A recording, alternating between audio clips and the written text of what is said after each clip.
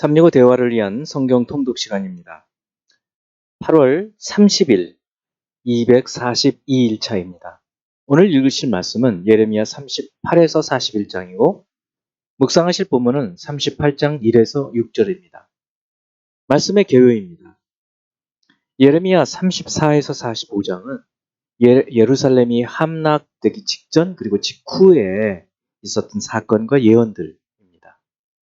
38장은 예레미야가 반역죄로 체포되고 감옥에 갇히고 시드기야 왕이 비밀리에 예레미야를 만나 대화하는 점에서 37장과 비슷하지만 별개의 사건입니다.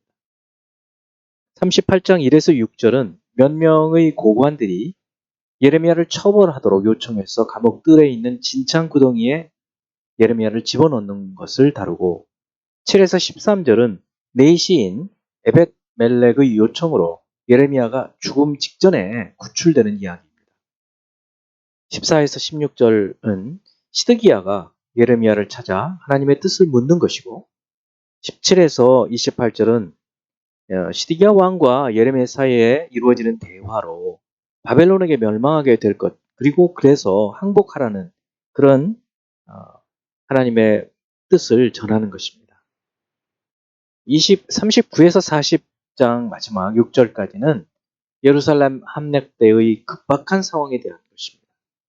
39장 1에서 3절은 바벨론에 의한 네 번째 침략 그리고 함락에 대한 것이고 4에서 7절은 도주하던 시드기야가 붙잡혀 아들들과 유다 귀족의 죽음을 보고 또 그의 눈이 뽑히는 그런 이야기. 8에서 10절은 예루살렘 왕궁과 성벽이 파괴되고 항복한 자들이 포로로 끌려가는 것 그리고 빈민만 남겨지는 것을 다루고 있습니다. 11에서 14절은 느부갓네살 왕이 예레미야를 선대한 이야기, 15에서 18절은 예레미야를 구출해 준 내시 에벳 멜렉에 대한 하나님의 축복의 말씀입니다. 40장 1에서 6절은 바벨론 사령관 느부사라단이 예레미야를 선대한 것, 그리고 미스바의 그다랴에게 가서 유다에 남기로 결정한 예레미야의 이야기입니다. 예레미야는 바벨론으로 가지를 않죠. 7에서 10절은 미스바의 유다 사람 그다랴 총독에게 남은 유다 사람들이 모이는 이야기.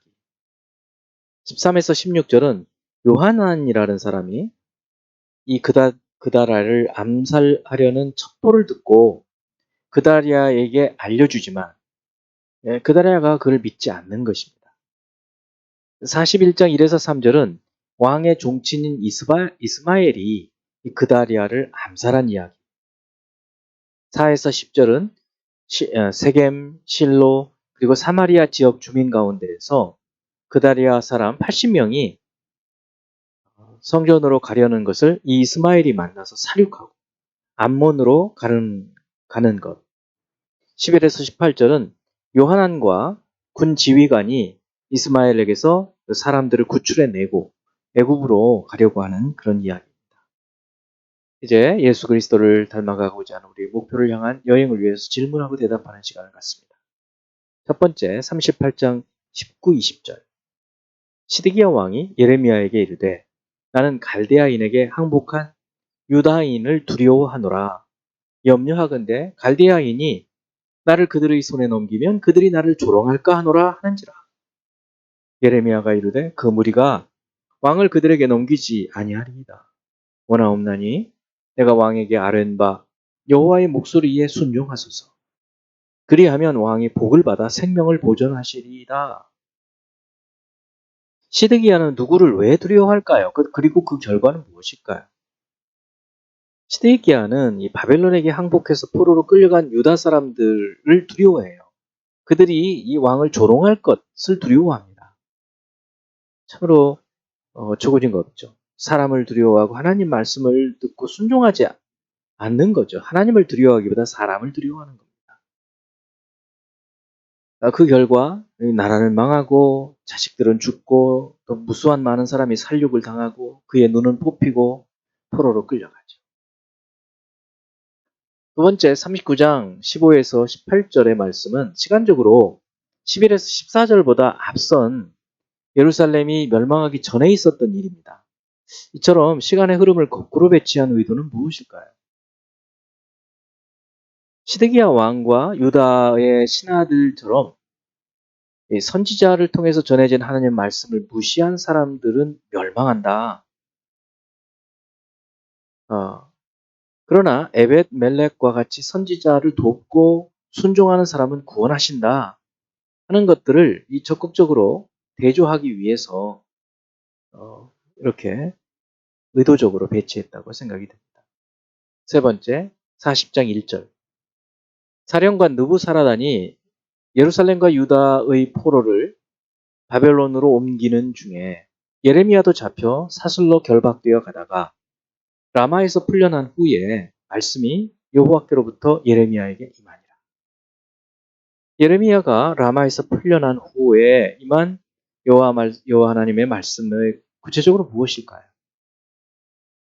자, 2에서 3절에 이방의 사령관 느부사라단의 입을 통해서 나온 말이 사실은 여호와 하나님의 말씀으로 볼 수 있습니다.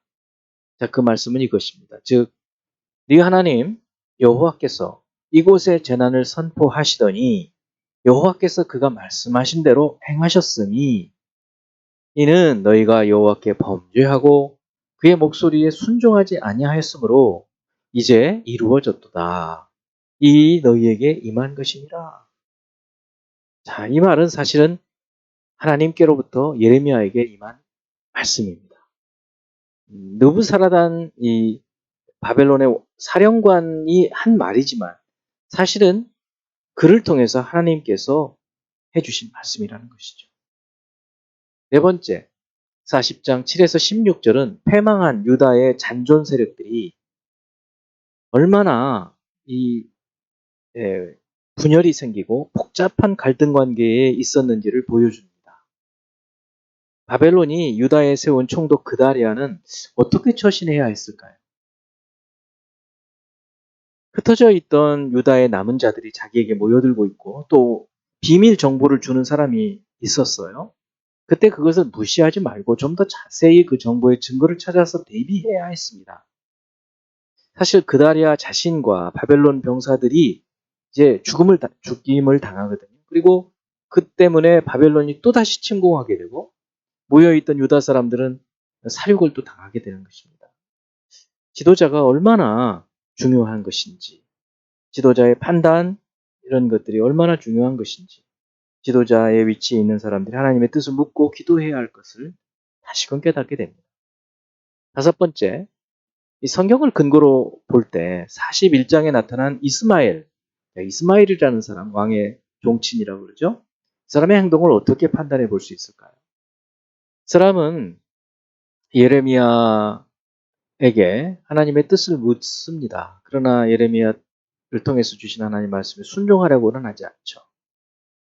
자, 여기서 볼 때 첫째, 예레미야를 통해 선포된 하나님 말씀대로 바벨론에게 항복하면 살고 저항하면 죽는다는 하나님 말씀을 어깁니다. 바벨론이 선은 아닙니다. 선이어서 항복하라는 것이 아니라 바벨론을 하나님의 징계의 도구로 사용하시기 때문에 그들에게 항복하는 것이 하나님께 항복하는 것과 같습니다. 그래서 항복하라는 것이죠. 둘째, 바벨론에 대한 복수심으로 그달랴와 또 그와 함께 있었던 바벨론 군사들과 유다 사람들과 또 그 밖에 많은 사람들을 살육했습니다.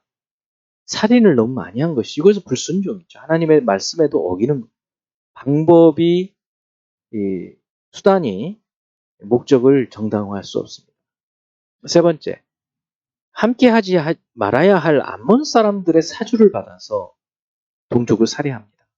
이것도 하나님의 뜻에 맞지 않죠. 우리가 하나님의 뜻이 무엇인지 정확하게 깨닫지 못할 때도 있지만 그 방법이 하나님의 뜻에 맞지 않으면 그건 하나님의 뜻이 아닙니다. 이제 한 구절의 말씀을 묵상하여 교훈으로 삼고 기도하는 시간을 갖습니다. 예레미야 39장 18절. 내가 반드시 너를 구원할 것인즉 네가 칼에 죽지 아니하고 네가 노량물같이 네 목숨을 얻을 것이니 이는 네가 나를 믿었음이라. 여호와의 말씀이니라 하시더라. 하나님께서 선지자를 이렇게 건져주시는데 하나님께 대한 믿음이 있었기 때문이다. 우리도 하나님께 대한 믿음으로 사는 것입니다. 믿음으로 산다고 아무렇게 행동하는 것이 아니라 믿음으로 삶으로 구원을 얻지만 그 다음에 그 믿음은 행함으로 그 믿음이 있는지 없는지가 드러나게 되거든요. 행함과 믿음은 같이 가는 것입니다. 기도하겠습니다. 살아계신 하나님, 우리의 믿음대로 행하게 하시고 또 행함을 통해서 믿음이 드러날 수 있는 저희들의 삶이 되기 원합니다. 예수 그리스도 이름으로 기도합니다. 아멘.